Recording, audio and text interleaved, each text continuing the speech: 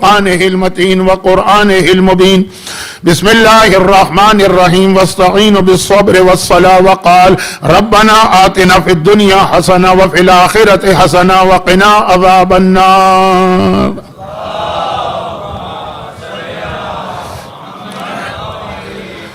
1448 ہجرہ کے ایام ازا کے اس دوسرے عشرے کی آخری مجالس ہیں،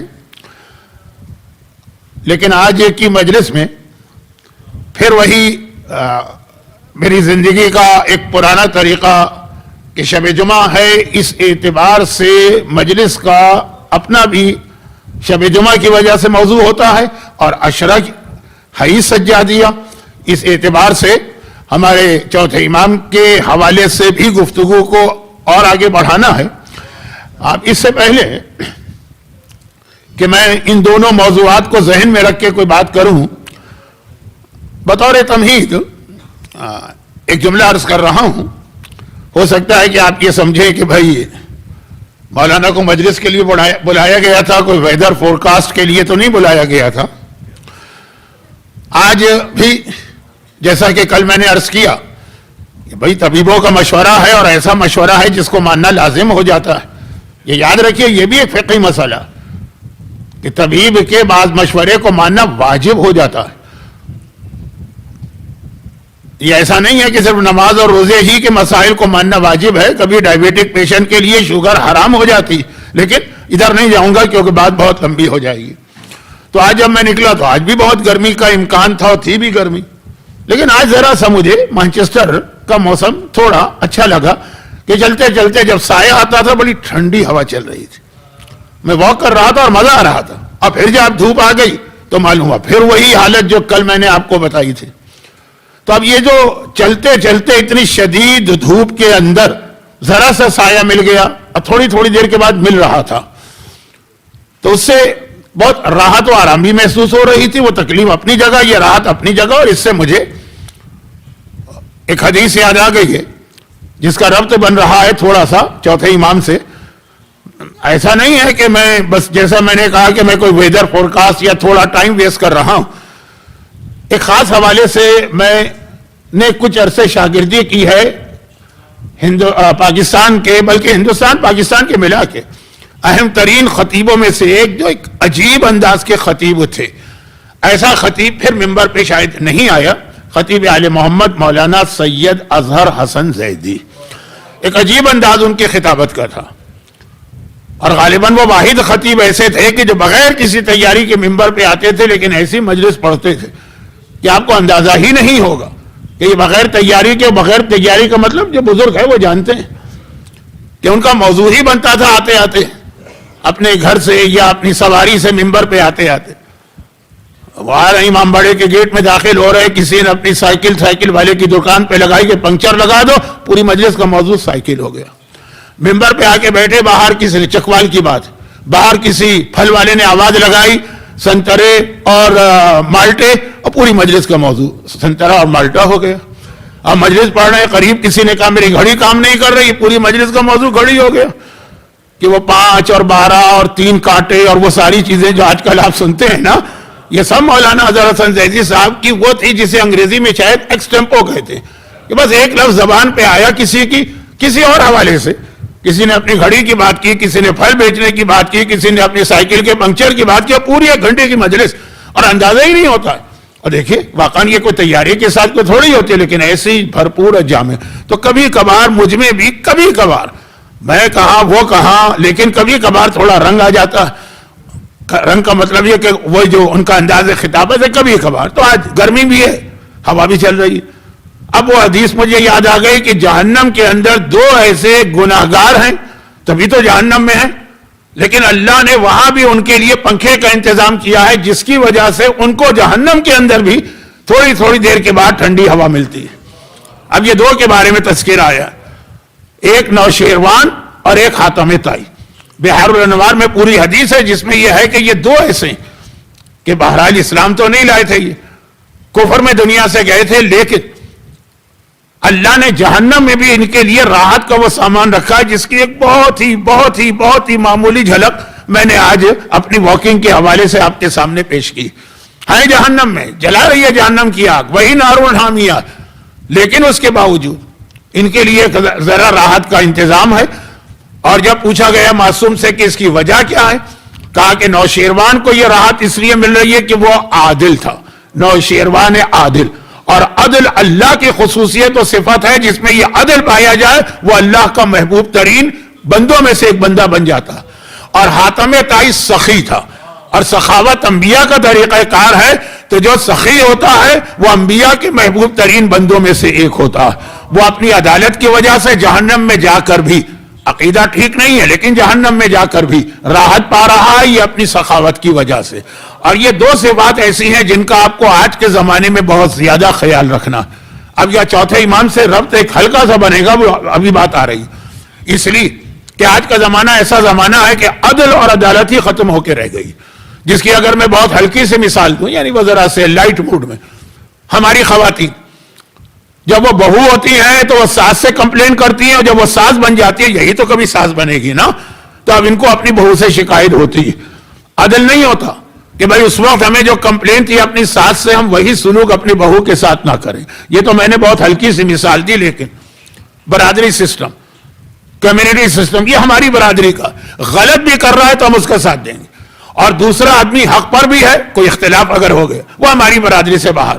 پنجاب میں بہت زیادہ، اور آپ کے علم میں ہے کہ زیادہ تر تو یہ کاسٹ سسٹم آئے تو ہندوؤں سے ہمارے یہاں، لیکن اب یہ اتنا اسٹرانگ ہو کے رہ گیا کہ حق اور باطل کو کوئی نہیں دیکھتا، صحیح اور غلط کو کوئی نہیں دیکھتا، صرف یہ دیکھتا ہے کہ یہ ہمارے والا ہے، وہ ہمارا والا نہیں۔ اب کراچی کے اندر اگر برادری سسٹم نہیں ہے تو وہاں علاقائی ہے، یہ امروہے کا ہے تو یہ لکھنؤ کا ہے تو یہ دہلی کا ہے تو یہ حیدرآباد کا ہے، تو یہ جو چیزیں ہیں جو انسان کو عدل سے روکتی۔ چنانچہ اس ماحول میں یہ خیال رکھنا ہے جو اللہ ایک کافر کو بھی اس کے عدل کی وجہ سے جہنم کے اندر پنکھے کا انتظام کر کے دے رہا، اور پنکھا بھی پرانی چیزیں ایسی کہنا چاہیے، وہ ایک مومن برحق کو عدل کی وجہ سے کیوں نہ اعلیٰ درجات عطا کرے گا، اس کو کبھی فراموش نہ کیجیے۔ اور حاتم طائی میں اگر آئیے تو یورپ کا تو بلکہ پورے ویسٹرن کنٹریز کا مشہور جملہ، دیر از نو فری لنچ، اسلام میں ہے فری لنچ، ہے آپ کو خرچ کرنا ہے، وہاں یہ نہیں چلتا کہ جی اگر آپ کسی کے ساتھ گئے تو وہ اپنا پیمنٹ کرے، آپ اپنا پیمنٹ کرے، مہمان کی عزت، لوگوں کو کھانا کھلانے کا ثواب۔ الحمدللہ عزاداری کی صورت میں ہمارے پاس ایک ایسا انسٹیٹیوشن ہے کہ ہر آدمی اس میں کچھ نہ کچھ ضرور خرچ کرتا ہے، وہاں پہ وہ بھول جاتا ہے کہ there is no free lunch, نہیں کہتا ہے کہ یہاں ہمیں دینا۔ یہ دو چیزیں مغرب میں آپ کو اس لیے یاد رکھنا کہ یہاں تو باپ بھی بیٹے پہ خرچ کرنے کو تیار نہیں ہوتا، شوہر بھی بیوی کے اوپر خرچ کرنے کو تیار نہیں ہوتا، لیکن اب جو بات میں نے اتنی کہی، ان دونوں کو میں ابھی آگے بڑھا رہا ہوں کیونکہ عدل بھی چوتھے امام کی زندگی میں ایک بہت اہم خصوصیت بن کے آ رہی، اور یہ سخاوت بھی چوتھے امام کی زندگی میں۔ لیکن اس سے پہلے رک جاؤں، تھوڑا بہت امام کے کچھ وہ حالات بھی بیان ہو جائیں جو خاندان سے تعلق رکھتے ہیں۔ ایک حدیث ہمارے یہاں ہے جس کے بارے میں علماء میں اختلاف ہے کہ یہ چوتھے امام کی حدیث ہے کہ یہ چھٹے امام کی حدیث ہے، اور بعض علماء فرماتے کہ دونوں کی حدیث۔ انا ابن الخیارتین، میں بیٹا ہوں دو بہترین لوگوں کا، بہترین کا، لوگ بھی لفظ نہیں، دو بہترین کا بیٹا ہوں۔ انا ابن الخیارتین، میں دو بہترین کا بیٹا ہوں، یہ چوتھے امام نے فرمایا، اور بعض علماء نے کہا بالکل ان کی حدیث ہے کیونکہ یہ حدیث واقعا چوتھے امام ہی کے حالات پر پوری اتر رہی۔ بعض نے کہا کہ چھٹے امام نے فرمایا کیونکہ واقعا یہ حدیث چھٹے امام پر بھی پوری اتر رہی، اور بعض نے کہا کہ دونوں معصومین نے فرمایا اس لیے کہ دونوں کے حالات میں یہ آتا۔ اب اس کے اندر میں بیٹا ہوں، اولاد ہوں دو بہترین کی، تو دونوں اماموں میں پہلا سلسلہ تو ہم کو معلوم اولاد رسول ہے، اولاد فاطمہ، تو پہلا سلسلہ۔ اب اس کو اردو میں کہتے ہیں ددھیال اور ننیال، باپ کی طرف سے سلسلہ نسب، ماں کی طرف سے، تو باپ کی طرف سے سلسلہ نسب دونوں معصومین ایسے کہ ایک ہی ہے نا، اور وہ کائنات کا سب سے بہترین سلسلہ نسب ہے اولاد رسول، اور اس میں بھی اولاد سیدہ اور اولاد فاطمہ۔ دوسرا جو لفظ آ رہا کہ میں دو بہترین، وہ دوسرا بہترین کون ہے؟ وہ ماں کی طرف سے، تو چھٹے امام کے حوالے سے بھی یہ جملہ بالکل صحیح، کیونکہ وہ محمد ابن ابی بکر کی اولاد میں ہیں، ان کی والدہ محمد ابن ابی بکر۔ اب اس کے اندر ایک سیڑھی ہم اوپر جاتے تو دشمنان اہل بیت کے تانے شروع ہو جاتے جس کو اس وقت بیان کرنے کا وقت نہیں ہے، کیونکہ آج کے موضوعات تو جو دو موضوعات میں نے بتائے وہ خود اتنے تفصیلی، لیکن بہرحال محمد ابن ابی بکر. اور یہ ایک بڑی عجیب بات ہے کہ مسلمانوں کے اندر ایک نیا رشتہ مسلمانوں نے خود سے بنا لیا، اور وہ رشتہ بنانے کے بعد اس کا اتنا احترام وہ بتا رہے ہیں کہ جو اصل رشتے کا بھی نہیں، اور وہ ہے خال المومنین، مومنین کا ماموں. یہ ماموں کا رشتہ جو ہے نا، ہمارے اردو میں تو یہ کراچی میں تو محاورہ ہوتا ہے کسی کو ماموں بنانا. اب وہ میں محاورات کی تشریح نہیں کروں گا، یہ کراچی کی اپنی ایک لینگویج ہے. تو خیر، کہاں سے یہ رشتہ آ گیا؟ بھئی یہاں تک تو قرآن نے کہا ام المومنین کہ یہ پیغمبر کی بیویاں تمہاری مائیں، لیکن اس کے بعد کہ ان کے بھائی جو ہیں وہ بھی تمہارے ماموں. یہ کہاں سے آ گیا؟ خود ہی رشتہ بنایا. اب اس پہ میں جا نہیں رہا ہوں، کیونکہ آپ یہی ساری چیزیں زندگی بھر باقی علماء و ذاکرین سے سنتے ہیں. میں بھی وہی چیز آ کے بیان کر دوں تو اس انداز سے تو نہیں بیان کروں گا، وہ لوگ تو اس کے ماہر ہوتے ہیں جن کی زندگیاں اس میں گزری. مگر تعجب کی بات یہ کہ یہ جو رشتہ بنایا ماموں کا بھی، تو یہ بھی صرف ایک شخصیت کے لیے بنایا. بھائی ماموں تو پھر محمد ابن ابی بکر بھی ہوئے، وہ حضرت عائشہ کے بھائی ہیں محمد ابن ابی بکر، ان کو بھی کہا ماموں. اور عجیب بات یہ ہے کہ یہ بھی ماموں، وہ بھی ماموں، یہ ماموں اس ماموں کو شہید کرا رہا. کس طرح سے حاکم شام نے محمد ابن ابی بکر کو گدھے کی کھال میں سی کر زندہ جلایا. یہ بھی تو ماموں ہے نا، ان کا تو احترام کرو. اس ماموں کے بارے میں کسی نے ایک جملہ کہہ دیا تو ایف آئی آر پاکستان میں کٹ رہی، اور وہاں پہ آپ پورا سوشل میڈیا دیکھ رہے ہنگامہ، اور میڈیا پہ نہیں آ رہا لیکن روزانہ وہاں پہ ان کے خلاف احتجاجی جلوس نکل رہے ہیں کہ جی وہ ماموں کو کہہ دیا. تو جس نے دوسرے ماموں کو شہید کیا ہے اس کو کتنا کنڈیم کیا جائے گا؟ تو یہ تو ضمنی بات آ گئی. محمد ابن ابی بکر، ان کی نسل میں وہ خاتون تھی ام فروا جو چھٹے امام کی والدہ قرار پائی. لیکن وہاں تو سمجھ میں آ گیا محمد ابن ابی بکر کون ہے، جن کے لیے مولا نے کہا یہ میرا تیسرا بیٹا.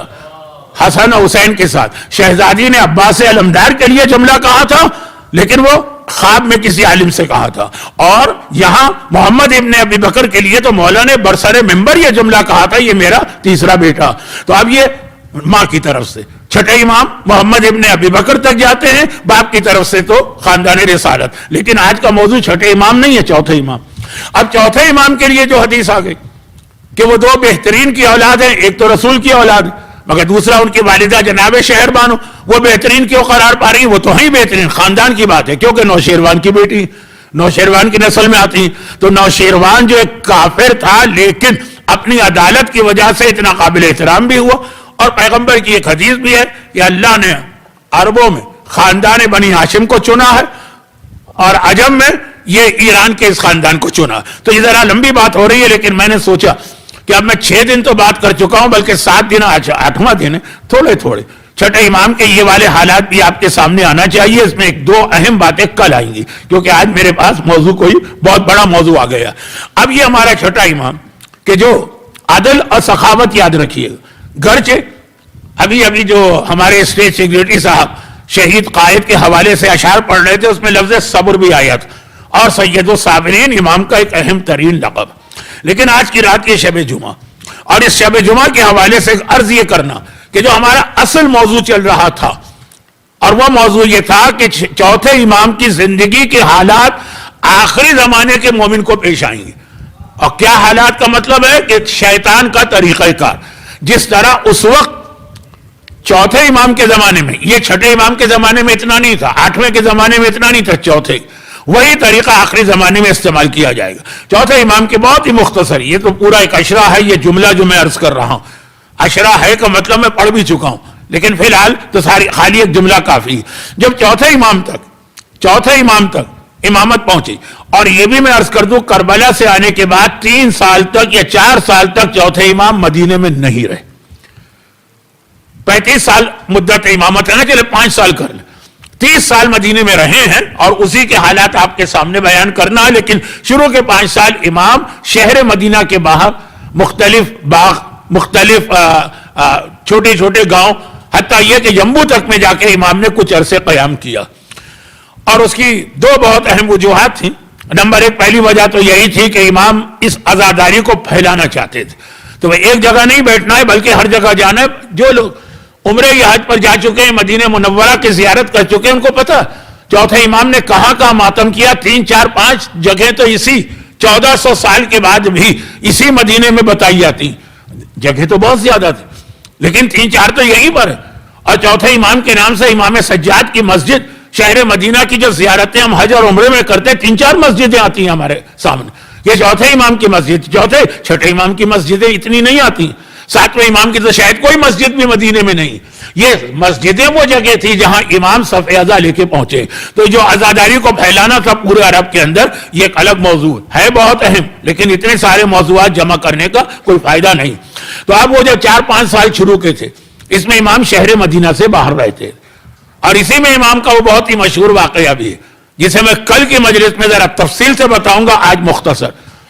کربلا کے بعد یزید کے جرائم میں یہ بھی شامل ہے نا کہ اس نے مدینے پہ اٹیک کیا, روضہ رسول کو تباہ کیا, ممبر رسول کو جلایا, مسجد النبوی کو استبل بنایا. ساری مشہور باتیں ہیں تو میں تو خالی جلدی آگے بڑھ رہا ہوں کہ اس سے کرم تو دینا. لیکن یہ کب ہوا؟ جب اس سے پہلے مدینے والوں نے یزید کے خلاف بغاوت کی تھی.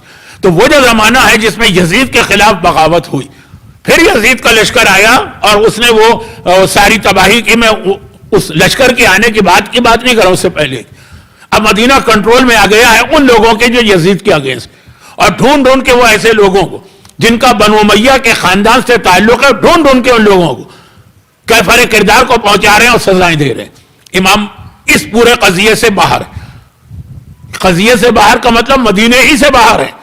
جیسے مولا کائنات تیسری خلافت کے آخری زمانے میں مدینے کی وہ پولیٹیکل ڈسٹربنس کو دیکھ کر مدینہ چھوڑ کے باہر چلے گئے. یہ جملہ ان لوگوں کو سمجھانا مشکل ہے جنہوں نے حج یا عمرہ کیا اور مسجد علی دیکھی. مسجد علی میں جا کے رہے تھے 3 دن پہلے, میں نے عرض کیا وہ تو اس وقت اتنا قریب ہے مسجد النبوی کہ یورپ کے زیادہ تر لوگوں کے ہوٹل ہی اسی طرف ہوتے, مسجد غمامہ کے سامنے.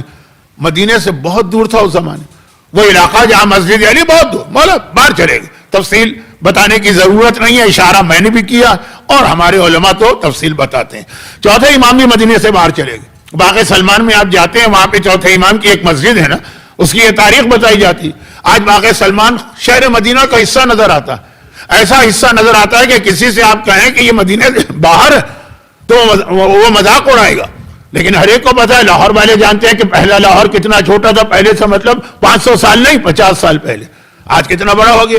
کراچی والے جانتے ہیں پاکستان بنا تو کراچی کہاں ختم ہوتا تھا, آج کہاں سے کہاں پہنچ گیا. تو یہ شہر بڑھتے ہیں. تو وہ جو باغ سلمان میں مسجد ہے, وہ مسجد وہ علاقہ شہر سے باہر تھا. امام وہاں پہ قیام کیے ہوئے تھے جب مدینے والوں نے یزید کے خلاف بغاوت کر کے اپنی حکومت قائم کی. بنو امیہ کو ڈھونڈا, بنو امیہ کے لوگوں کو ڈھونڈا جا رہا, ان سے انتقام اور بدلہ لینا. لیکن اس میں سب سے زیادہ جو آدمی ڈر رہا تھا وہ مروان ابن حکم تھا. ایسا ظالم, ایسا انسان جس کے حالات بیان کرنے کا بھی دل نہیں چاہتا, بلکہ اس کا نام ہی زبان پہ آتا ہے تو دل میں ایک نفرت پیدا ہوتی ہے. بہت زیادہ اس کی تفصیل ہو جائے گی اور میں تو کہیں سے کہیں جا رہا ہوں, نہیں کہیں سے کہیں نہیں جا رہا ہوں. اب مروان بن حکم کو سب سے زیادہ پریشانی تھی. یہ گورنر بھی رہ چکا ہے مدینے کا مظالم میں حصہ, اور تیسرے خلیفہ کا مشیر بھی رہ چکا ہے, بلکہ داماد تھا نا. اس کی بیوی کا نام عائشہ تھا, حضرت عثمان کی بیٹی کا نام, کہ یہ شادی ہوئی تھی مروان, تیسرے خلیفہ کا داماد بھی تھا. تو اس وقت جتنے پرابلم ہوئے تھے, آج بہت سارے علماء مولانا مودودی نے خلافت ملوکیت میں لکھا کہ زیادہ رول اس کا تھا. حکمران بیچارے تو فادر ان لا تھے نا, تو وہ سیدھے سادے تھے, اس کی باتوں میں آ جاتے تھے. خیر میں ادھر نہیں جاتا, یہ میرا موضوع ہی نہیں. لیکن اس کے بعد بھی بہت اہم اس کا رول ہے. لیکن جب آقا حسین گورنر مدینہ کے محل میں گئے تھے رات کے وقت, 28 رجب 27 رجب کی جو روایت ہے, مروان ہی تو تھا جو کہہ رہا تھا ان کو جانے نہ دینا, ایک بار ہاتھ سے نکل گئے تو ہاتھ میں نہیں آئیں گے, اور بہت واقعات. یہ بہت زیادہ ڈرا ہوا تھا. بعد میں اس کو حکومت مل بھی گئی, لیکن بہت ڈرا ہوا تھا, بہت پریشان تھا. یہ خود اپنے ساری فیملی کو لے کے کہ میں تو بھاگ جاؤں گا, بھاگ گیا.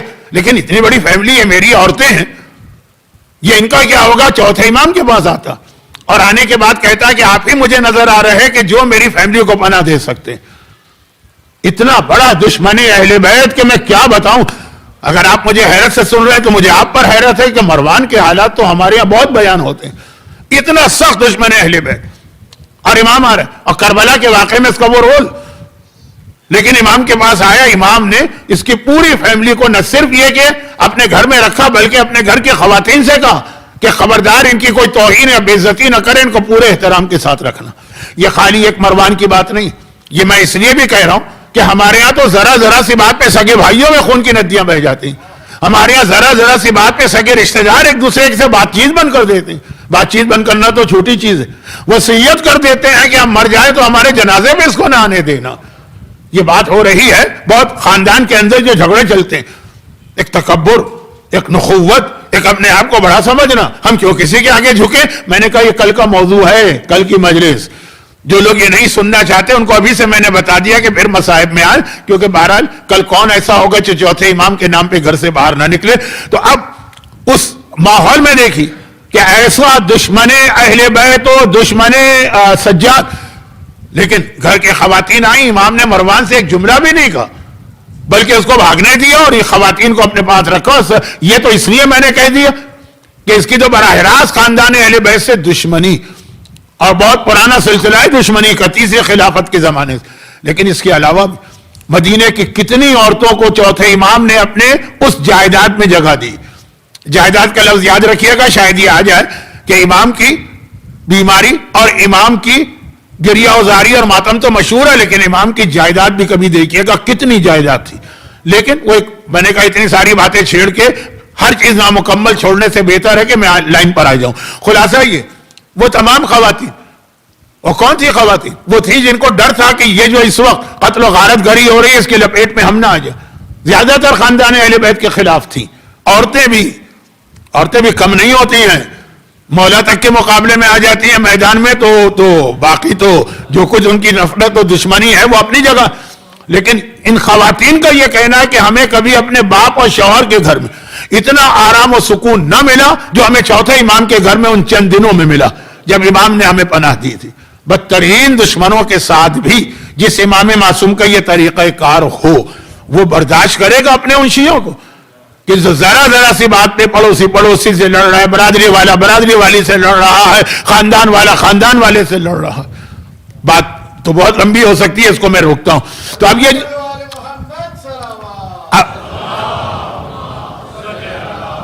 یہ 5 سال کی بات ہے، پہلے 5 سال، پھر 5 سال کے بعد اب یہ ہوا، مدینے پہ بھی اٹیک ہوا. پہلے مدینے والوں نے یزید کے خلاف بغاوت کی، اس کے بعد پھر یزید کی فوج آئی، اس نے جو قتل و غارت گری کی. یہ سارے حالات میں چوتھے امام کٹے ہوئے ہیں اس پولیٹکس سے، یہ سیاست سے کہ یہ اہل بیت کا طریقہ کار نہیں. لیکن اب اس کے بعد جب حالات سیٹل ہو گئے تو اب امام معصوم نے مدینے میں واپس آ کے قیام کیا.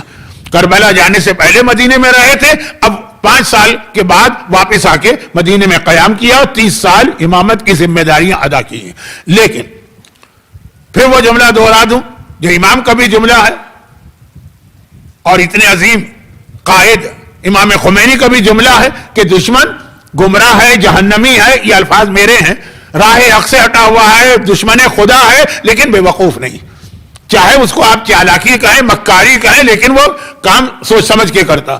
چنانچہ اب دشمنان اہل بیت نے دیکھا کہ آل محمد کو روکنے کا طریقہ کیا.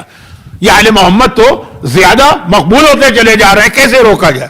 ہم نے شہزادی کے گھر کا دروازہ جلا کے اتنے مصائب ان پہ ڈھائے اور پھر مولا کا حق چھین لیا، لیکن آل محمد کا پیغام آگے بڑھا. حسن کو زہر سے شہید کیا، پیغام آگے بڑھا. حسین کو تلوار سے شہید کیا، پیغام آگے بڑھا. زینب کو قید کے ذریعے سے روکنا چاہا لیکن پیغام آگے بڑھا. اب کیا طریقہ اختیار کیا جائے آل محمد کو روکنے؟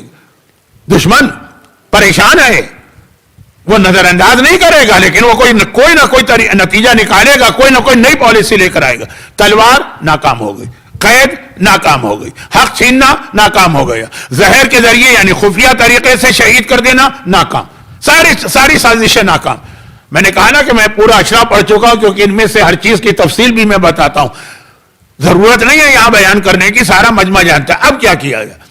اب انہوں نے وہ طریقہ کار چوتھے امام کے زمانے میں استعمال کیا جو آج آخری زمانے میں استعمال ہو رہا، اور وہ یہ ہے کہ یہ لوگ آل محمد کے پاس آخر دوڑ کے جاتے کیوں ہیں؟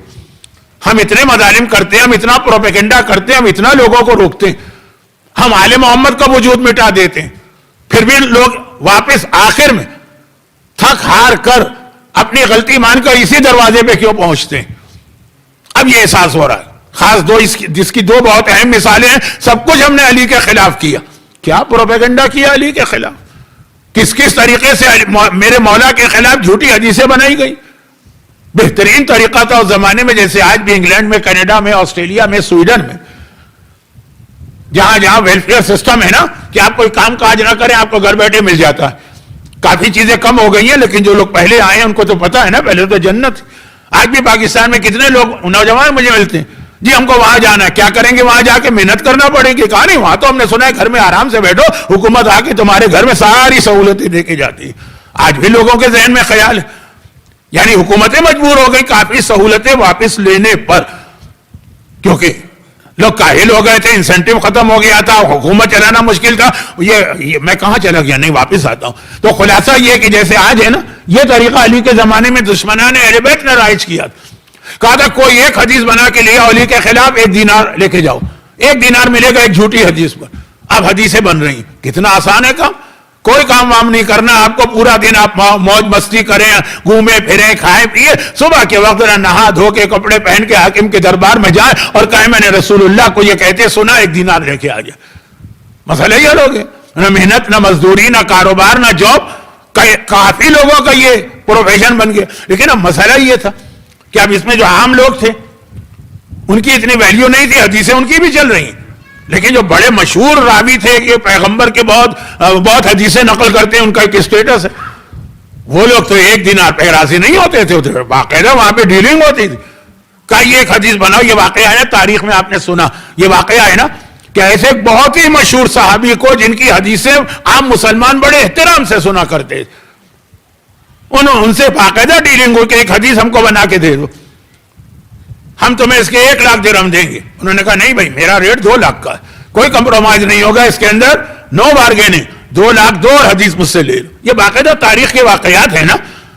اور دینا پڑے 2 لاکھ کیونکہ اس کو حدیث چاہیے تھی. حدیث کیا تھی کہ یہ جو قرآن کی آیت ہے وَمِنَ النَّاسِ مَن يَشْرِي نَفْسَهُ ابْتِغَاءَ مَرْضَاتِ اللَّهِ، کچھ ایسے بندے ہیں جو اللہ کی مرضی خریدتے ہیں. حدیث بنائی ہے ابن ملجم کے بارے میں، آیت آئی ہے 2 لاکھ درہم کے اندر ایسی ہی حدیث بنے گی اور نام بہت مشہور ہے ان کا.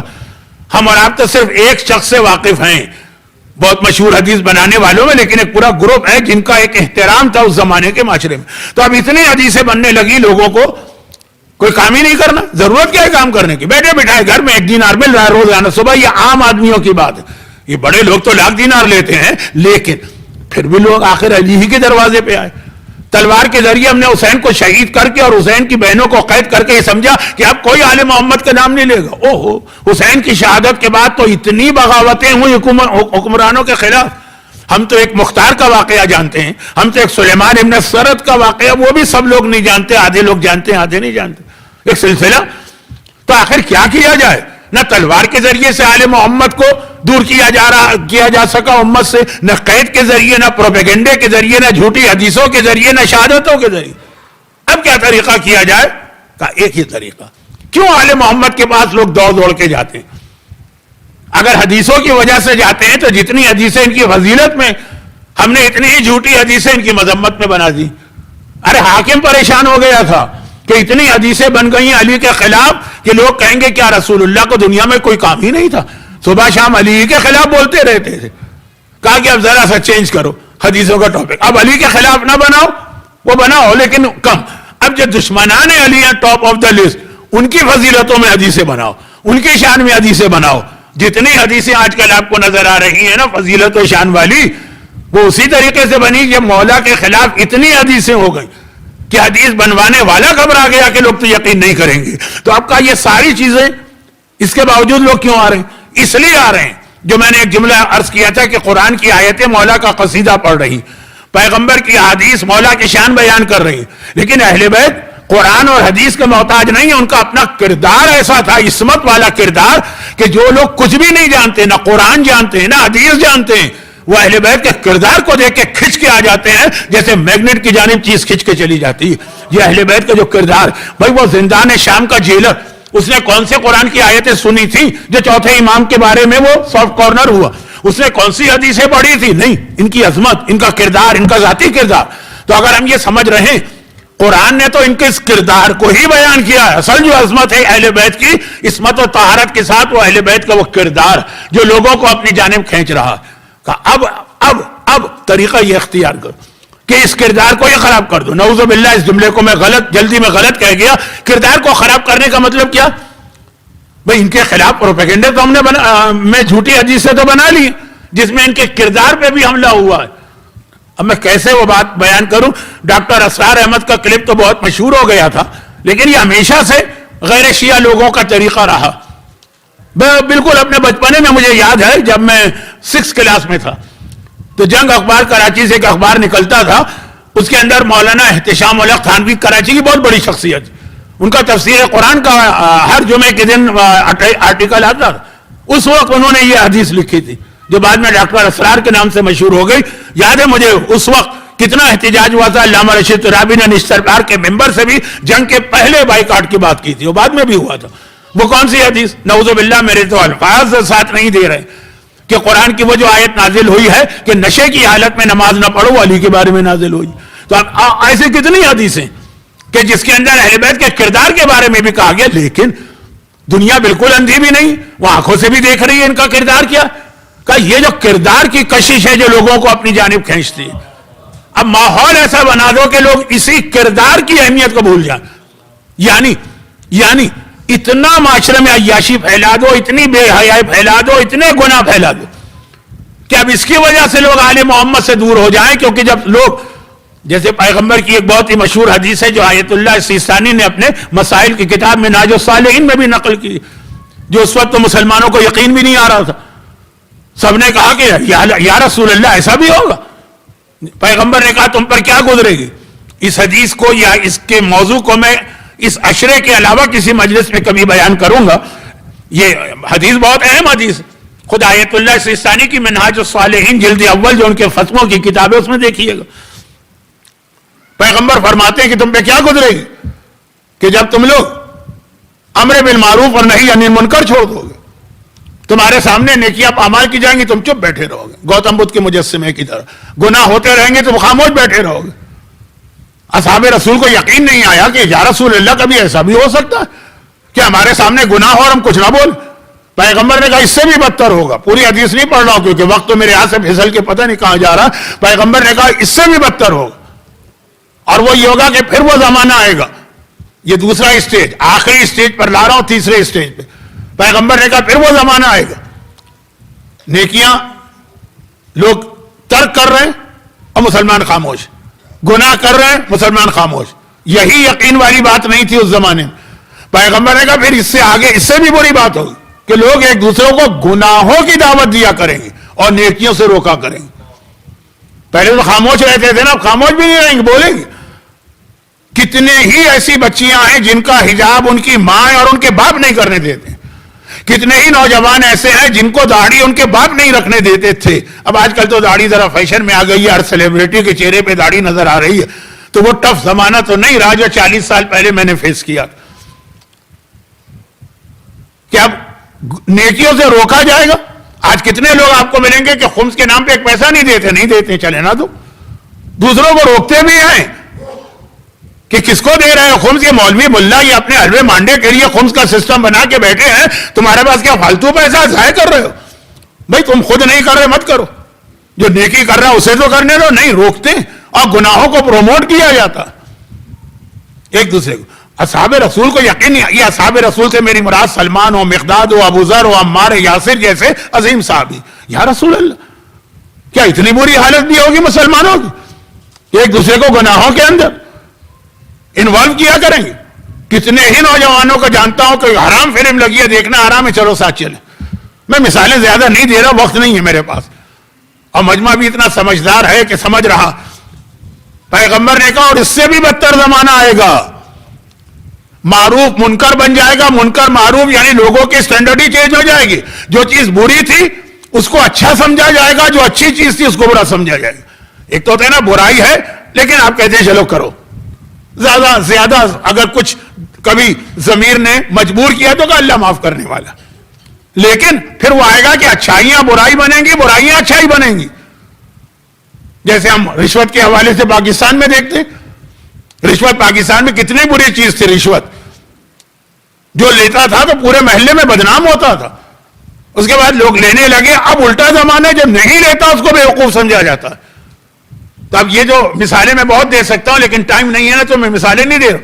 یہ آل محمد کے خلاف چوتھے امام کے زمانے میں دشمنان نے طریقہ اختیار کیا کہ لوگ ان کی نمازوں سے متاثر ہیں، نماز کو ہی بدنام کر دو. کوئی نماز پڑھنا کون سی کمال کی چیز؟ لوگ ان کے مثلا باقی جو نیکیاں ہیں اس سے بہت متاثر ہیں، اسی کو خراب کر دو. اتنا عیاشیوں کا عادی بنا دو کہ لوگ اس لیے آل محمد کے قریب جاتے ہوئے گھبرائیں. جیسے مثال ہمارے علماء دیتے ہیں، رشوت کے حوالے سے بات ہو گئی. آپ جس ملک میں رہتے ہیں یہاں پہ اس کا رواج نہیں ہوگا، لیکن جہاں سے آئے ہیں، کہیں سے تو آئے ہیں نا آپ لوگ. جو یہاں پیدا ہوئے وہ تو آتے ہی نہیں میری مجلسوں میں، ان کی مجبوری بھی صحیح ہے، ان کی سمجھ میں اردو نہیں آتی. لیکن جو یہاں اس وقت نسل ہے وہ وہاں سے آئی ہے نا. اگر کسی ڈپارٹمنٹ کے اندر ہیڈ آف دا ڈپارٹمنٹ کو اتنا اچھا آدمی آ جائے جو بالکل کرپٹ نہیں ہے اور وہ آگے پابندی لگا لے کہ نہیں ہوگا کرپشن ہمارے ڈپارٹمنٹ کے اندر، جتنے اس کے نیچے والے ہیں وہ سب، کوئی اس کے اندر خرابی نہیں ہے، کوئی اس کے اندر برائی نہیں دیکھ رہے، لیکن اس لیے اس کے خلاف ہو جائیں گے کہ عجیب آدمی نہ خود کھاتا ہے نہ ہمیں کھانے دے رہا. پوری سازشیں ہوں گی کسی طرح اس کا ٹرانسفر کرا دو. میں بہت چھوٹی مثال دے کے آگے بڑھ رہا ہوں. آل محمد کے چوتھے امام کے زمانے میں اتنے گناہ پھیلا کہ اب ہر آدمی پانی سے زیادہ شراب پی تو وہ آل محمد کے قریب جاتے ہوئے گھبرائے گا کہ شراب پی کے جائیں گے تو وہاں پہ اعتراض ہوگا. اتنا زیادہ اسے گانے کا عادی بنا دو. سائنس نے ہمارے اوپر بہت سارے احسانات کیے، ماننا پڑے گا. زندگی کو آسان کر دیا، بہت ساری سہولتیں آپ کو مل گئی، لیکن گناہوں کو بھی آسان کر دیا. اب آپ لوگ جس نسل کے ہیں ان سے بات کر رہا ہوں، ورنہ آپ کے بچوں سے یہ کہتا ہوں کہ اپنے بزرگوں سے پوچھی. پہلے اگر کسی کو گانا سننا ہوتا تھا، سننا ہے، خواہش ہے، گناہ کرنا چاہتا ہے، لیکن ممکن ہی نہیں تھا. خاص علاقے اور خاص محلے ہوتے تھے، مثلا لاہور میں بادشاہی مسجد کے پہلو کے اندر اور کراچی کے اندر 12 امام باڑے کے قریب خاص جانا پڑتا تھا، وقت نکال کر چھپتے چھپاتے. سائنس نے کتنا آسان کر دیا. اب آپ اٹھ رہے ہیں تو گانا آپ کے کان میں لگایا، بیٹھ رہے ہیں تو گانا آپ کے کان میں لگایا، آپ چل رہے ہیں تو گانا آپ کے کان میں لگایا. کوئی ضرورت ہی نہیں اب آپ کو. جب ایک نوجوان نے مجھ سے ایک جملہ کہا اور اس جملے کو بھی 25 سال ہو گئے، تو اب زمانہ کیا ہو گیا کہ مولانا مجھے ایسی عادت ہو گئی. کبھی یزید کا بچپنا آپ سنیے کسی عالم سے، یزید کا بچپنا کیا تھا، تو میری بات سمجھ میں آئے گی. میں اس طرف جا نہیں رہا ہوں کیونکہ آدھی مجلس ختم ہو گئی، اب تک تو آج کا موضوع ہی نہیں شروع ہوا. یہ ہے آج کا موضوع، چوتھے امام کے حالات پڑھ رہا ہوں. لیکن جو میرا اعلان تھا نا کہ کچھ شب جمعہ کی وجہ سے، تو خیر واپس آئی. جب ایک نوجوان نے مجھ سے یہ کہا نیو یارک میں، آج سے 25-30 سال پہلے کی بات، اب تو دنیا بہت ترقی کر گئی، کہ مولانا مجھے گانے کی بہت عادت ہو گئی، اب کیا کر، کوئی کام اس کے بغیر نہیں ہوتا ہے نا. ماحول، لوگ کھانا نہیں کھا سکتے اس ریسٹورینٹ میں جہاں پہ ہلکی ہلکی میوزک نہ چل رہی ہے. میوزک تو پھر شاید گنجائش ہو، وہ والے میوزک کی بات نہیں کر رہے. لوگ ڈرائیو نہیں کر سکتے. شہید دست خیب جن کا کل تذکرہ ہوا، جو شیراز میں بم کے دھماکے میں شہید ہوئے تھے، مولانا محترم حجت الاسلام مولانا قمی تو اس زمانے میں تھے وہاں ایران. 20 سال حوزہ علمیہ کی تعلیم. بہت کم ایسے نظر آتے ہیں، تو وہ تو خود اپنی آنکھوں دیکھے بات بتائیں گے. کل میں نے شہید قائد کے کچھ حالات بتائے تھے جو میں نے سنے یا میرے اساتذہ نے بتایا. مولانا خود ان کے ساتھ وقت گزار چکے ہیں. تو بہت مشکل ہوتا ہے ایسے عالم کے سامنے یہ بات کرنا. لیکن شہید دست خیب کا واقعہ مشہور، نماز جماعت، وہ محراب میں وہ جو زمانے میں کیسٹ ریکارڈر تھا اس میں بم رکھ کے ان کو شہید کیا گیا. وہ ایک جملہ لکھتے ہیں اپنی اسی کتاب میں شاید، ہاں استعاذہ، کہ میں شیراز شہر کا رہنے والا ہوں. شیرازی تھے، شہید دست خیب شیرازی.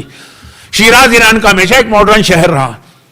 کہا لیکن پھر بھی میرے بچپنے اور جوانی میں شیراز کی حالت یہ تھی کہ عورتیں جب کچن میں کام شروع کرتی تھی تو پہلے وضو کرتی تھی، پھر روٹیاں پکاتی ہیں، کھانا بناتی، کہ بھئی یہ غذا ہمارے گھر والوں کے سامنے جائے گی، جتنی پاک اور پاکیزہ غذا آل محمد والوں کے پیٹ میں جائے. وضو نماز کے لیے ہے، وضو قرآن کے لیے. کہتے نہیں ہم وضو کرتے، ویسے تو وضو ہر وقت عبادت ہے بغیر کسی وجہ کے بھی، لیکن کہا یہ احتیاط میں دیکھتا تھا. بلکہ پھر وہ لکھتے ہیں کہ خالی وہ نہیں، شہر کے اندر جو روٹیاں بنانے والے ہیں وہ بھی وضو کر کے روٹیاں تندور گرم کرتے اور روٹیاں شروع کرتے ہیں. ان کا تو خاندان میں نہیں کہا نہیں، لیکن جائے گا تو کسی مومن کے پیٹ میں یہ لقمہ نا، جتنا ہو سکے گا ہم طہارت کا انتظام کر رہے ہیں. اور کہہ رہے ہیں آج میں زمانہ دیکھتا تھا، انقلاب سے کچھ پہلے کی بات، آج میں زمانہ دیکھتا ہوں گھر کی خاتون بھی کہتی ہے کہ کچن میں کام نہیں ہو سکتا جب تک کہ گانوں کا کیسٹ نہ چل رہا. یہ الحمدللہ حسین کی عزاداری نے ہم کو کن کن گناہوں سے بچایا ہوا. اب آج قصیدے چلتے ہیں نا, اب آج نوحے چلتے ہیں نا, آپ کی گاڑیوں میں آپ کو ضرورت نہیں ہے مائیکل جیکسن وغیرہ یا میڈونا وغیرہ کے. یہ میں پرانے نام لے رہا ہوں کیونکہ میں خود پرانا ہوں, لیکن یہ حسین کی عزاداری کتنا بڑا ایک احسان ہے ہم پر, باقی چیزوں کے علاوہ بھی. اسلام پر تو ہے احسان, ہم پر کتنا بڑا احسان. فرماتے ہیں گھر کی عورت جو اپنے گھر والے بیٹے کو کھانا دے رہی ہے وہ بھی نجاست والی آواز کے ساتھ ملا کے دے رہی ہے. تو ایسا ماحول بنا دو, ہر طرف گناہ ہی گناہ ہو, تاکہ اب لوگ امام کے پاس جاتے ہوئے گھبرائیں. بھائی امام کے پاس جاؤ گے وہاں تلاوت قرآن یا دعا ملے گی, صحیفہ کاملہ کی. اب مزہ آ گیا اس کو باہر گانوں سے, گانا, شراب, بے حجابی, بے پردگی. بے حجابی پہ ایک جملہ مجھے یاد آیا جو میں آج پڑھ رہا ہوں, تھوڑا سا شاید کبھی موقع ملا تو تفصیل سے پڑھو, کیونکہ تفسیر والا جملہ چوتھے امام کا ہے, مختصر جملہ اس طالب علم کا. قرآن کے اندر بھی واقعہ ہے کونو قردۃ خاسئین کہ اللہ نے بعض قوموں کو بندر بنا دی, انسان کو جانور بنایا. بہت سارے ہیں واقعات جس میں چوتھے امام کا ایک بہت اہم واقعہ ہے, لیکن بعد میں کسی موقع پہ پڑھوں گا. لیکن ایک تو ہوتا ہے انسان جانور بنے. وہ حبابہ خاتون جن کو چوتھے امام نے جوانی پلٹائی, یہ واقعہ میں پڑھنے والا ہوں پرسوں, آخری شہادت کی مجلس. ان کی مولا سے پہلی ملاقات ہی اس وقت ہوئی تھی جب مولا اس دکاندار کو کوڑے مار رہے تھے جو بغیر چھلکے کی مچھلی بیچ رہا تھا, اور کہہ رہے تھے کہ یہ بے چھلکے کی مچھلی وہ قوم تھی جو داڑیاں منڈواتی تھی, نبی کے حکم کی خلاف ورزی کرتی تھی. 3 وارننگ اللہ نے دی, کہاں وارننگ سے آدمی اثر کرتا. اللہ نے ساری قوم پہ عذاب بھیج کے اس کو مچھلی بنا دی. وہ تو مر گئی, وہ ڈارون کی تھیوری نہیں ہے, وہ مر گئے, لیکن اسی شکل میں یہ مچھلی اللہ نے قیامت تک کے لیے پیدا کر دی تاکہ جب بے چھلکے کی مچھلی دیکھو وہ قوم, وہ عذاب, وہ گناہ یاد آ جائے. یہ حبابہ کا واقعہ. حبابہ کتنی اہم خاتون, تھوڑا بہت تعارف میں پرسوں کراؤں گا, لیکن انسان جانور بن جاتے ہیں. اب یہ ہے ایک مرحلہ. ہم لوگوں کا ایک کام یہ ہے کہ جانوروں کو انسان بنائیں. ہم کیا, ہماری حیثیت کیا, معصومین کا ایک کام یہ.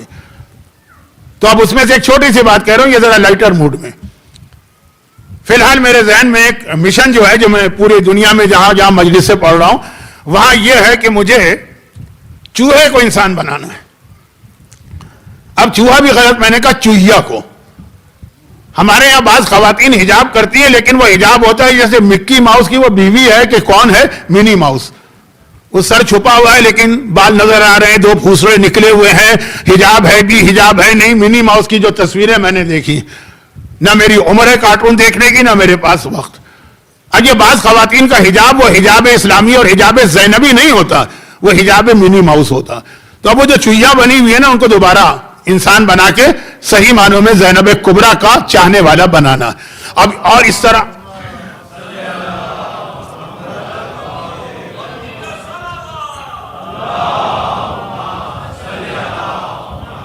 چونکہ میری مجلس میں نعرے یہ سب نہیں ہوتا تو بعض اوقات میں کنفیوز ہوتا ہوں کہ کسی کو برا لگ گیا جملہ, اس لیے مجھے روکنے کے لیے یہ بات ہوئی ہے, یا واقعاً کسی کو پسند آ گیا. مانچسٹر کے مومنین سے مجھے توقع ہے, اور مانچسٹر کے مومنین جو ہیں جو اتنی گرمی کے اندر مسلسل 4 دن سے ونگ ڈیز میں آ رہے ہیں, جو مجھے توقع ہی نہیں تھی, تو اس لیے تو یقیناً آپ کی سمجھ میں میری بات آ گئی. تو یہ ایک مثال میں نے لی. اور چونکہ خواتین کہتی ہیں مولانا آپ کی گولہ باری عورتوں پہ بہت ہوتی ہے, تو میں نے پہلے مردوں کی بات چھیڑ دی تھی, تو وہ مچھلی والی بات. تو یہ ہے کہ جانور کو انسان بنانا, جو بغیر چھلکے کی مچھلی والا عمل کر رہے ہیں ان کو ویسا انسان مجھے نہیں بنانا ہے, معصوم کو بنانا. تو اس کی جو حدیث ہے وہ بیان کر رہا ہوں. تو ضمناً یہ بات آ گئی ہے, اتنا ماحول بگاڑ دو. کیا بے حجاب عورت, پھر یہ جملہ کہہ رہا ہوں یہ مانچسٹر کے لیے نہیں ہے, یہ جملہ ابھی میں نے ٹورنٹو میں کہا تھا, میں پھنس گیا جملہ کہہ کر. اگلے دن مجھے ممبر پہ ایک شعر پڑھنا پڑا. یہ شب جمعہ ویسے بھی شاعری ذرا مکروہ ہے, لیکن ابھی شب جمعہ یہاں شروع نہیں ہوئی ہے نا, یہاں تو رات شروع ہوتی. الجھا پاؤں یار کا زلف دراز میں, لو آپ اپنے دام میں سیاد آ گیا, ہے نا. وہ لمبے لمبے بال تھے اس کے, تو اسی میں اس کا پیر الجھا, لو اپنے دام میں سیاد آ گیا. یہ آپ کے لیے جملہ نہیں, لیکن میں یوں عرض کر رہا ہوں.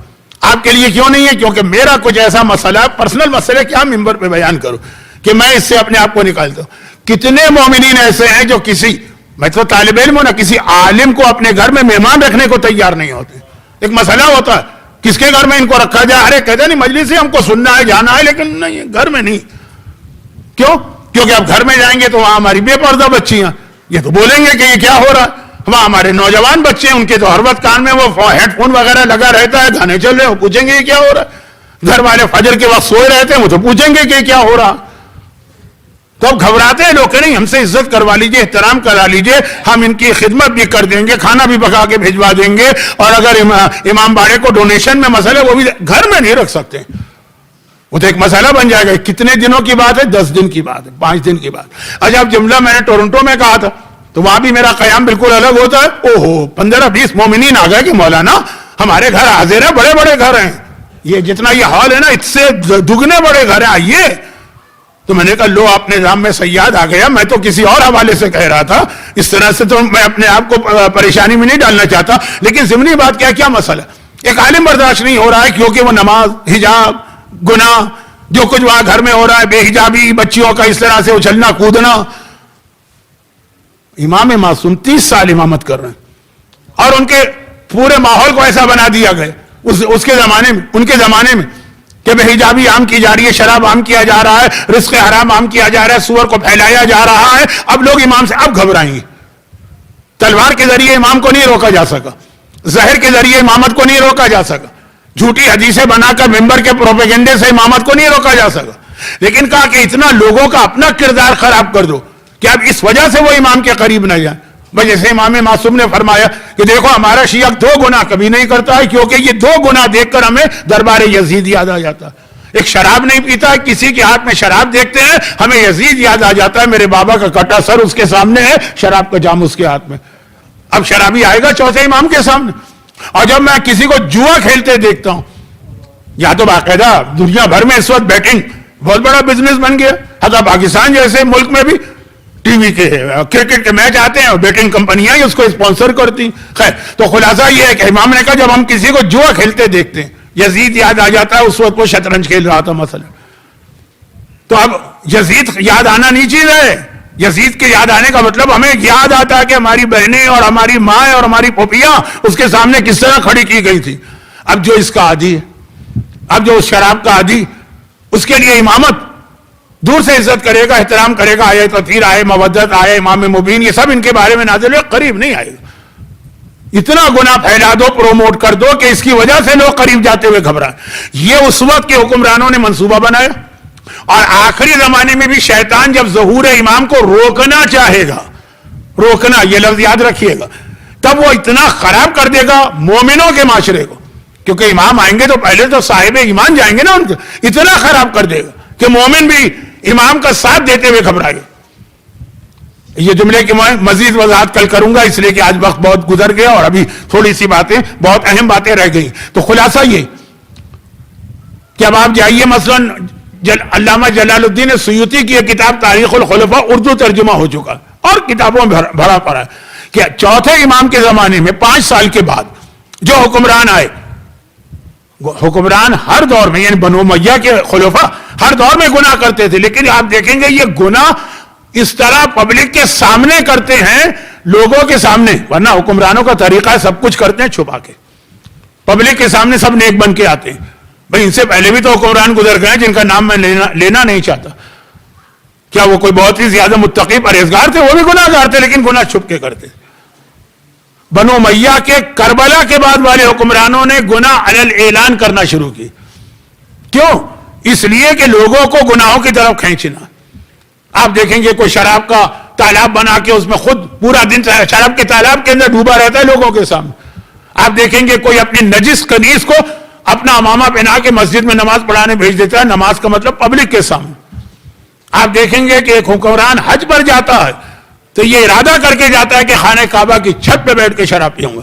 تو اب یہ جو ہے نا, یہ گناہ کرنا اور کھل کے کرنا, یہ اپنے ذاتی گناہ نہیں ہے. ذاتی گناہ تو محل کے اندر ہوتے ہیں, محل بھی ماشاءاللہ اتنے بڑے ہیں کہ گناہ کرے پتہ بھی نہ چلے. یہ پبلک میں گناہ کرنے کا مقصد ہے لوگوں کو گناہوں کا عادی بنانا. اور جب لوگ گناہ دیکھتے جائیں گے تو آہستہ آہستہ پھر خود بھی کرنے لگیں گے. یہ فطرت ہے انسان. پاکستان میں بیٹھ کے شراب کا نام سن کے جو نفرت دل میں پیدا ہوتی تھی, اب جب سے میں آسٹریلیا گیا ہوں وہ اتنی نفرت محسوس نہیں ہو رہی, کیونکہ دائیں بائیں بس میں, بار میں, ہوٹل میں, ہر جگہ اتنی کثرت سے پی جاتی. کہ ہم اور آپ کوک اس طرح سے نہیں پیتے. آہستہ آہستہ نفرت ختم کی جاتی اور پھر لوگوں کو اس کا عادی بنایا جاتا.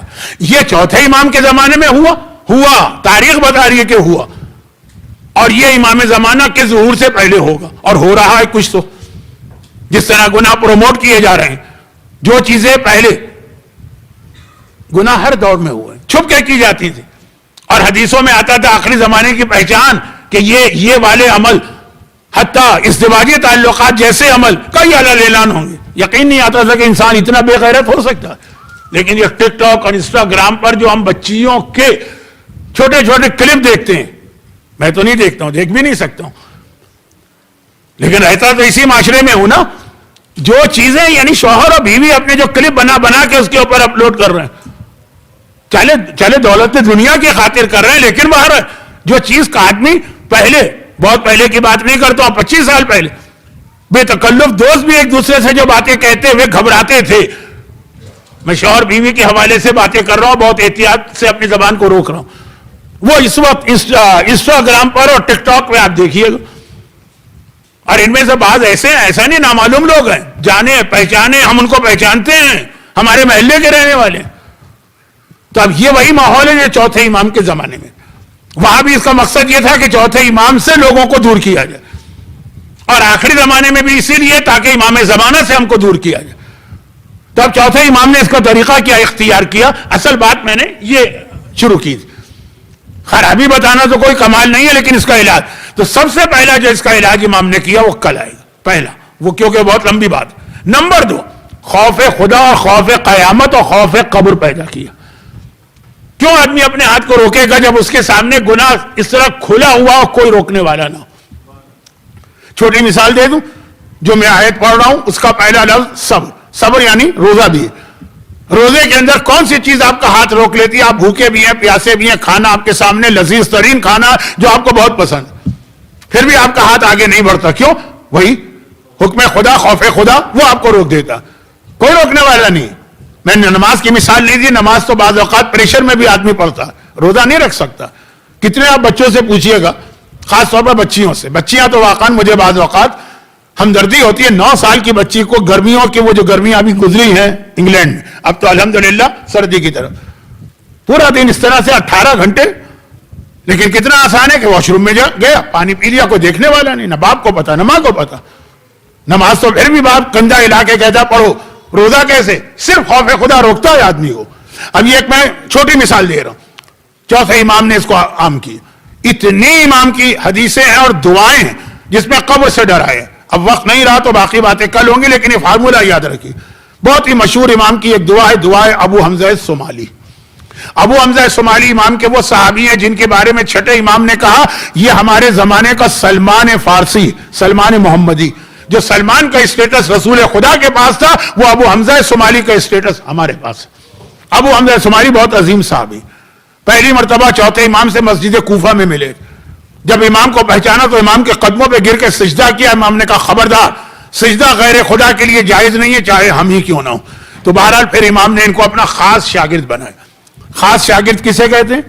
جنہیں معصومین عام لوگوں کے ساتھ نہیں, الگ تنہائی میں کچھ خاص راز کی باتیں بتاتے ہیں. جیسے میثم تمار تھے, جیسے رشید حجری تھے, ویسا ابو حمزہ صومالی. ان کی ایک دعا ماہ مبارک رمضان میں پورے 30 دن یہ دعا پڑھنے کی بہت تاکید آئی.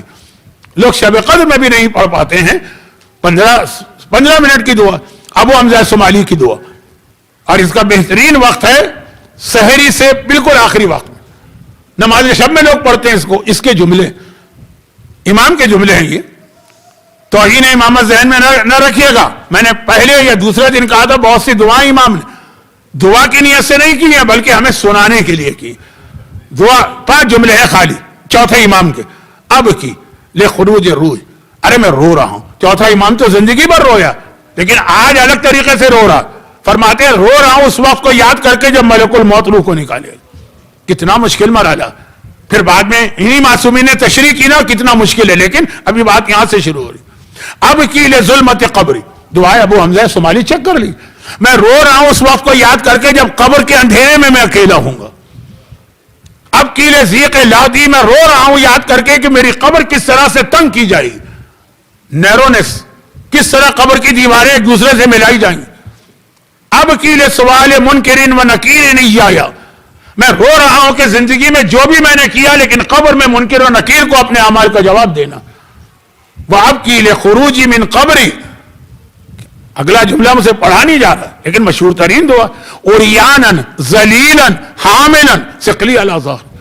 میں یاد کر کے رو رہا ہوں اس دن کو جس دن میں اپنی قبر سے اس طرح نکلوں گا کہ اوریانن بغیر کفن کے ہوں گا, ذلیلن انتہائی ذلت کے ساتھ نکالا جاؤں گا, اور حاملن ثقلی اور ایک بڑا بوجھ میری کمر کے اوپر ہوگا زندگی بھر کے گناہوں یا کرتوتوں کا.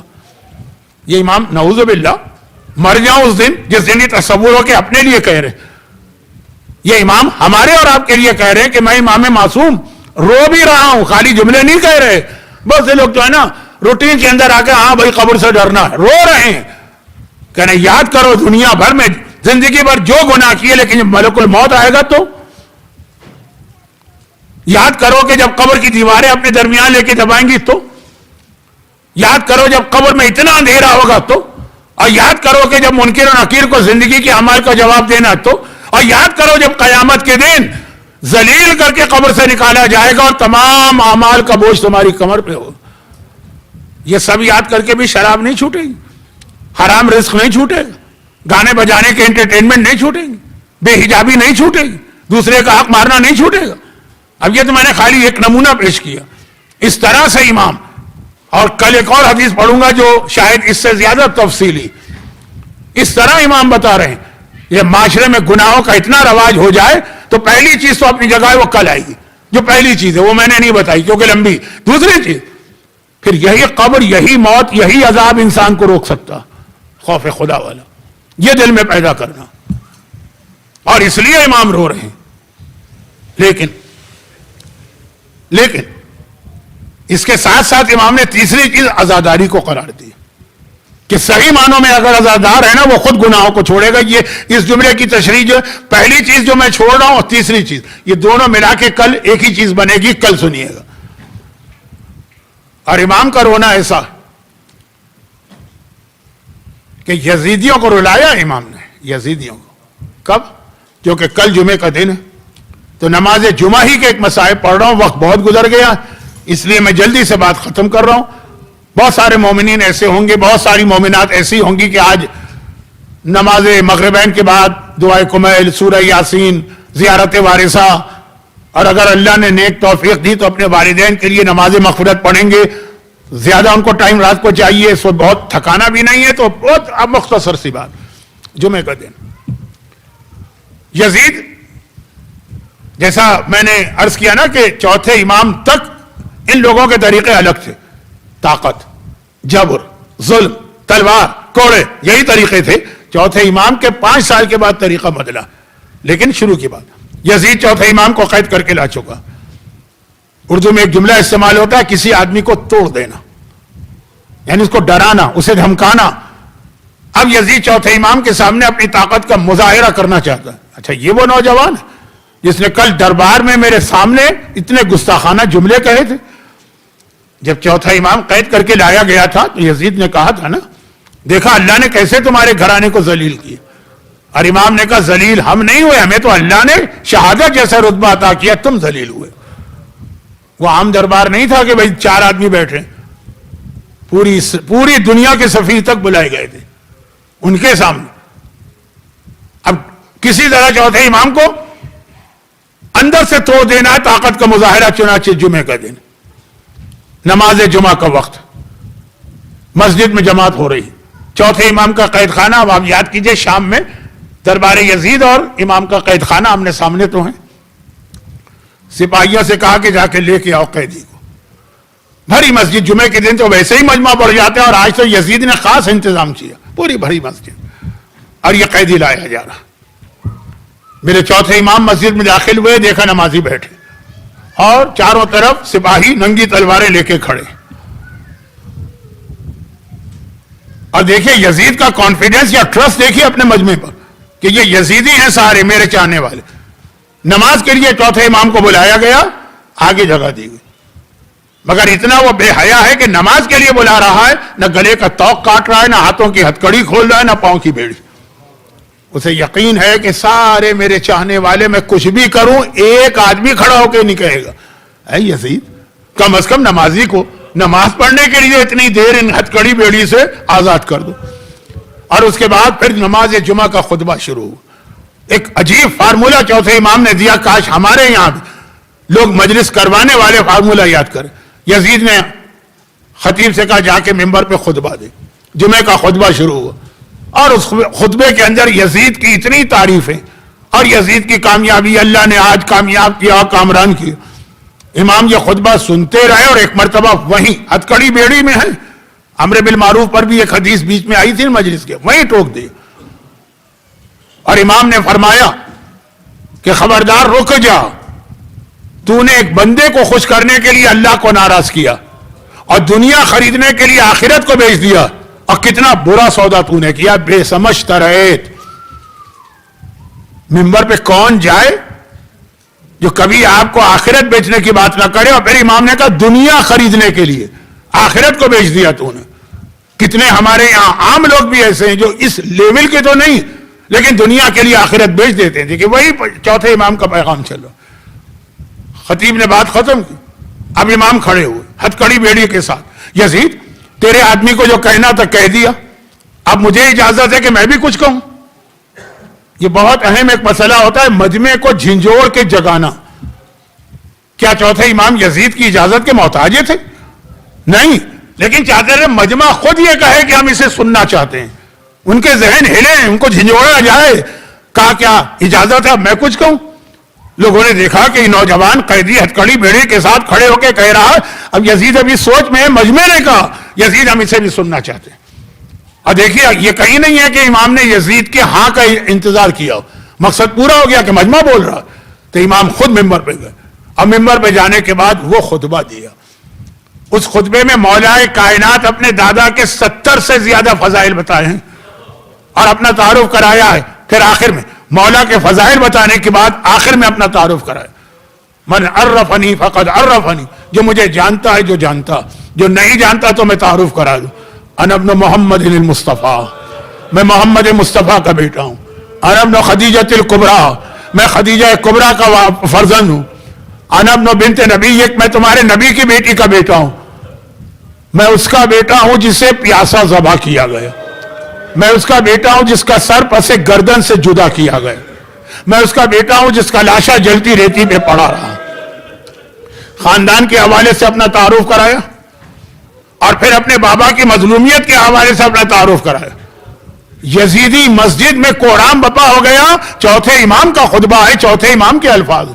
آپ تو مجھ جیسے گناہگار کی زبان سے سن رہے ہیں تو وہ اثر نہیں ہو رہا, پھر بھی لوگوں میں سے کچھ کی فریاد بلند ہو رہی. وہ چوتھا امام مسجد کے اندر کوڑام بپا ہو گئے. اور ایک مرتبہ یزید گھبرا گئے, گھبرا کے مؤذن سے کہا اقطع کلامہ, ارے جلدی سے اذان دے اور اس کا کلام کاٹ دے. بس یہ احترام اذان. اذان شروع ہوئی, اللہ اکبر اللہ اکبر. امام نے کہا بے شک اللہ سب سے بڑا, اشہد ان لا الہ الا اللہ, بے شک اللہ واحد اکیلا, اشہد ان محمد رسول اللہ بھی دوسری بار بھی نہ کہا. امام نے اس کو بھی تبلیغ کا ذریعہ بنایا.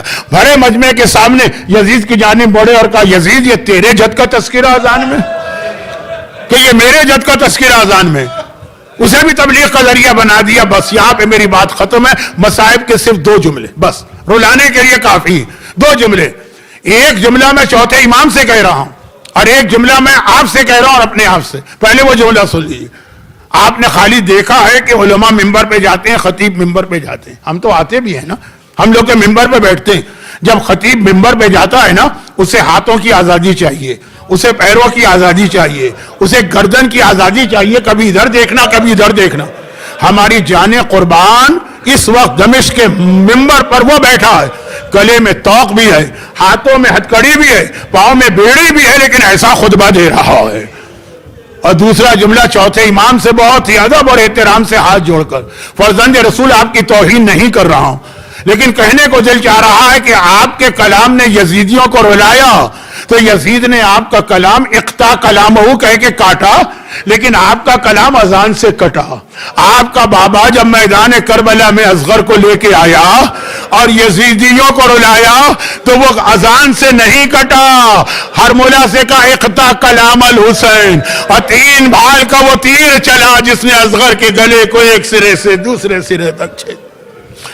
خدا بندہ ایک بار پھر باب الحوائج، اصغر کے مصائب زبان پہ آ گئے، اور اصغر کے مصائب کس کو نہیں رلا سکتے. جو لوگ آج کی مجلس میں مصروف گریہ ہیں، خدا بندہ ان کے گریہ کا واسطہ غم حسین کے سوا ان کو اور ان کے خاندان کو ہر مصیبت سے محفوظ فرما، حاجت مندوں کی ہر حاجت پوری فرما. آج کی رات شب جمعہ ہے، ہمارے تمام مرحومین کی مغفرت فرما. بیماروں کو خاص طور پر ایک بچے نے بھی کہا، ایک ہمارے نوح خان نے بھی کہا، تمام بیماروں کو شفا کاملہ عطا فرما، اور بیمار اسلام کی شفا یابی کے لیے اپنی آخری حجت وارث سے معصومین